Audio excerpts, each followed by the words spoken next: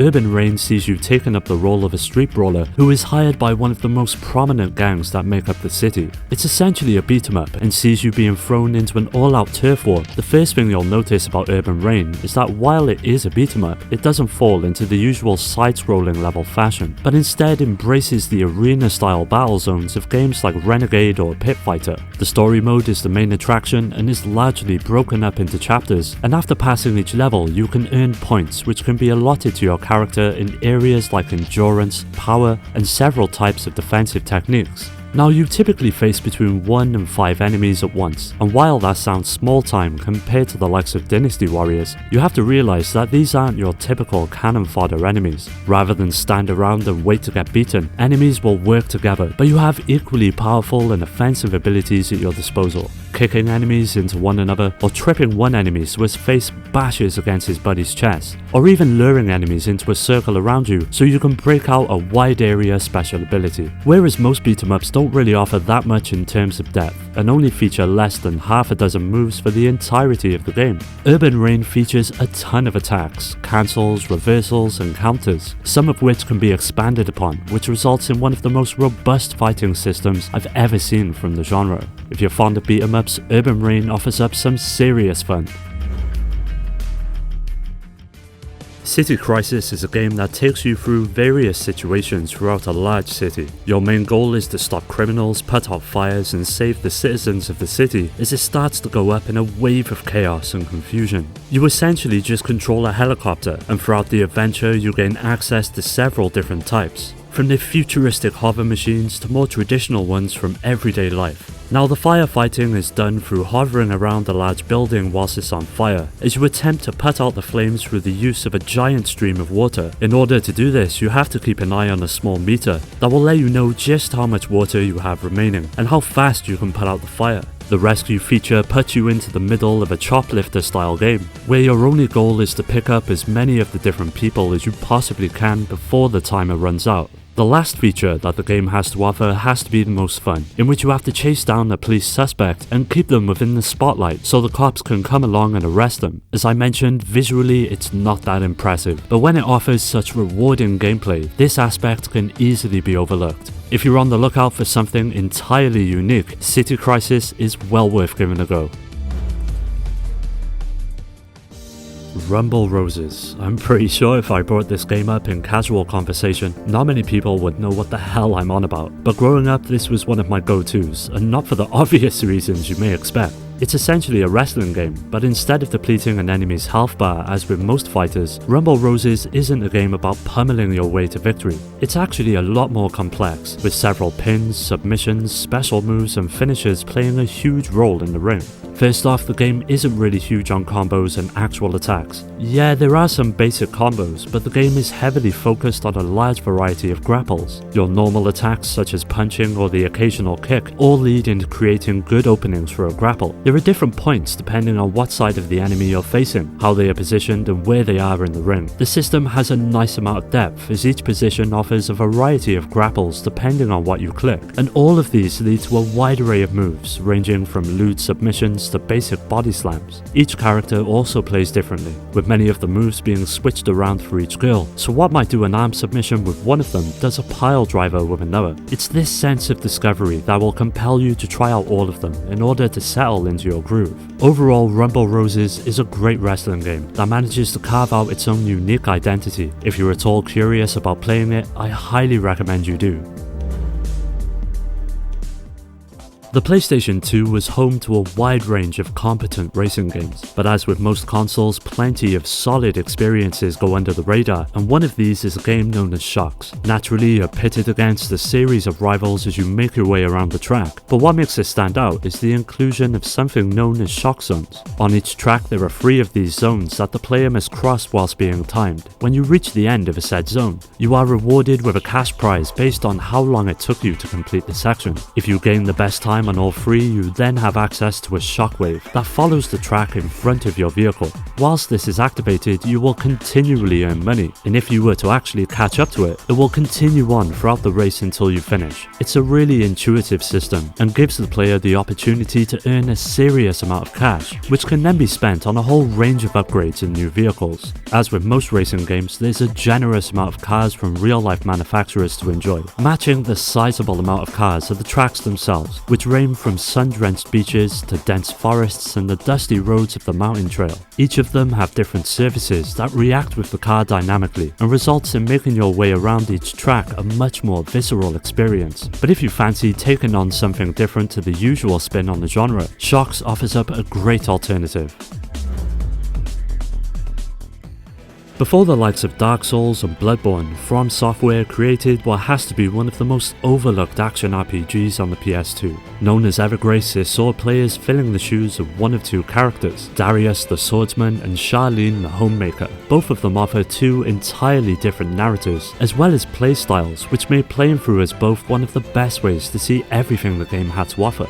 As with most RPGs, the general gameplay sees you traversing the world and visiting a variety of diverse locations, whilst you interact with the NPCs that occupy them. When it comes to combat, it's a bit like Zelda, but there's not as much to it. Most of the weapons you have consist of two basic attacks, a horizontal slash and a vertical slash, but where it comes into its own is with the magic that you can perform. In the game, these abilities are known as Palmyra actions, and instead of actually learning these techniques over time by leveling up, they are instead tied to the enormous amount of armor and crystals spread throughout the game. Switching out your equipment soon becomes a big aspect of the adventure. Each piece offers different benefits, from raising your power or defense, and even increasing your agility. It's a really interesting system, and although it can be a bit clunky at times, it is really rewarding. If this one passed you by back in the day, and you're looking for a new RPG to sink your teeth into, Evergrace is a great option. When thinking back to my childhood, all of us had that one game you would end up sinking hours into, that one game you would be thinking about whilst not even playing it. One of those for me was the Conflict Desert Storm series. Ever since being introduced to the world of tactical espionage with Metal Gear Solid, these types of experiences would go on to become some of my favourites, and with its unique squad-based gameplay, the minute I played, I was completely hooked. Now you can choose to be either the US Delta Force or the British SAS, and it sees you controlling a team of 4 soldiers through 10 extravagant levels. Of your 4 members, your team consists of a leader, a sniper, a weapons specialist and a combat engineer. You can roll through the land in realistic military jeeps and tanks, or arm yourself to the teeth with new weapons and the all-new airstrike support that made taking on enemies an absolute blast. As I mentioned earlier, one of the best aspects of Conflict Desert Storm is the squad system that sees you having complete control of each soldier in your team. You can switch between them all on the fly, and thanks to all of their unique roles, you'll be doing it quite often. Unfortunately, the game is quite short, but in all honesty, thanks to the overall freedom that the gameplay offers, you'll probably find yourself playing through it over and over again to hone in on your strategies, to obtain the best scores possible. If you're at all a fan of squad-based games, I cannot recommend Conflict Desert Storm enough. If you're at all familiar with the likes of Dynasty Warriors, you'll know exactly what to expect when going into Devil Kings. It all revolves around a group of warlords who are vying for the complete control of the land, and it's all very simplistic in its approach. There's not that much to it at all, but when it comes to these types of games, the story will always play second fiddle to the gameplay, and this is where Devil Kings truly excels. It adds entirely new dynamics to the old formula of button mash until everyone is dead. The basic concept all revolves around stringing together combos, and as you own and dispatch enemies, you fill up your fury gauge. Once full, you can unleash an incredibly powerful attack. These abilities engulf the entire screen, and with a distinct amount of style to each individual character, as they all differ from one to the next. A pretty robust leveling up system is in place as well, and as you level up, your character's special boost moves become available. Each character can unlock a varying number of these, but you actually get to equip them before you head into battle. This offers up a huge amount of options when it comes to how you approach each mission, and the time selecting the correct abilities can be vital to your success out on the field. Devil Kings is a great experience, regardless of whether you compare it to Dynasty Warriors or not. I can honestly say that if you like Dynasty Warriors, you will most likely enjoy Devil Kings just as much, if not more. The action is a bit more frantic, the boss battles are much more interesting, and the overall gameplay feels that more rewarding. After the huge success of Grand Theft Auto 3, eyes were on Rockstar to see what they would produce next. At its heart, State of Emergency is a massive beat-em-up style game. There are two modes of play, Revolution and Chaos. Revolution is mission-based and broken up into various stages, where you can play through each stage completing a generous variety of missions in order to progress through the game. Now the missions vary from simply blowing things up to escorting specific targets and defending certain points of interest. They're all quite short to be fair, but if you fail one, you have the ability to redo it right away. No reloading or waiting around, which is a really nice touch and helps keep the action of the game flowing. At the beginning you have access to 2 different characters, but throughout the experience you'll eventually unlock more of them, as well as weapons and items that make counteracting the mayhem all the more enjoyable. Now the second mode, Chaos, sees you controlling one of your characters in a shopping center, with the goal being to try to get as many points as you can. In order to acquire these points you need to break windows, smash cars, and wreak as much havoc as possible. There is a reduction in points if you take out the wrong people though. This balance creates a nice little loop, and this is where I can see most people who play the game spending their time. It's just exploring the shopping center, using grenade launchers, chairs, packages, VCRs, and just about everything else you can think about to take your targets down is just so damn fun. And the area is absolutely massive as well, which presents a serious amount of opportunities when it comes to your wave of mayhem. Although it never quite reaches the highs of the GTA series, State of Emergency is one hell of a great time that should not be passed up. Like the name suggests, it brings the worlds of 2 of the most prominent fighters together and results in one of the greatest mashups available on the PS2. As you would expect, the roster of characters is absolutely huge, with many fan favourites making an appearance from both franchises who all possess a string of basic attacks such as low and high punches, as well as unique special abilities that help each of them stand out from the last. Now they are all just as fun as they are varied, and making your way through each of them is essential to find a few you can settle on, as each battle is team based. Up to 3 fighters make up your group, so selecting a varied bunch is a surefire way to gain an advantage over your opponent. One aspect of the game that helps it stand out is something known as the groove system. Whilst each fighter has retained their usual movesets, there's also a wide variety of secondary skills that you can use depending on which groove you choose. For example, the C groove lets you counteract your opponent, block attacks in midair, or perform defensive roles and use 3-tiered superpower combos. Whilst that's easily one of the most versatile options at your disposal, other grooves have plenty of advantages as well. You'll be able to parry attacks, sprint around the fighting arena, boost your attack power, and even charge up your energy like some kind of Dragon Ball Z wannabe. Since such things have a direct effect on your character's abilities, you'll have to choose wisely and go with a groove that best suits your playing style. If you're looking for a solid fighter on the PlayStation 2, Capcom vs SNK 2 has got you covered.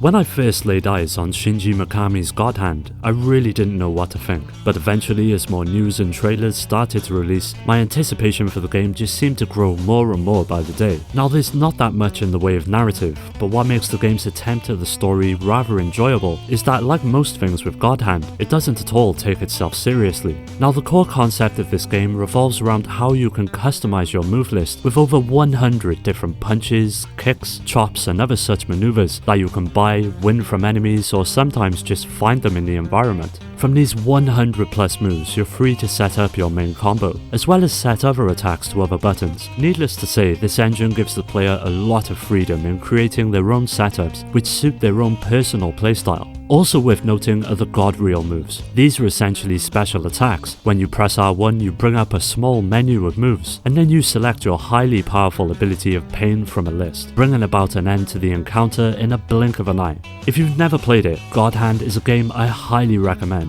Well, that does it for today's video. Don't forget to hit subscribe and follow me on all of the socials to stay up to date on future videos and to take part in giveaways. You can also join our growing community on Discord and meet many like-minded gamers to continue the conversation with. I'd like to give a special shout out to our Patreon supporters Rhino, Skill Jim, Nano, Steve and Paddy J for their continued support that helps make these videos possible. If you're interested in joining our Discord or supporting the channel through Patreon, you'll find all of these links in the description. As always, thanks for taking the time to watch the video, I really appreciate it. I'll catch you next time.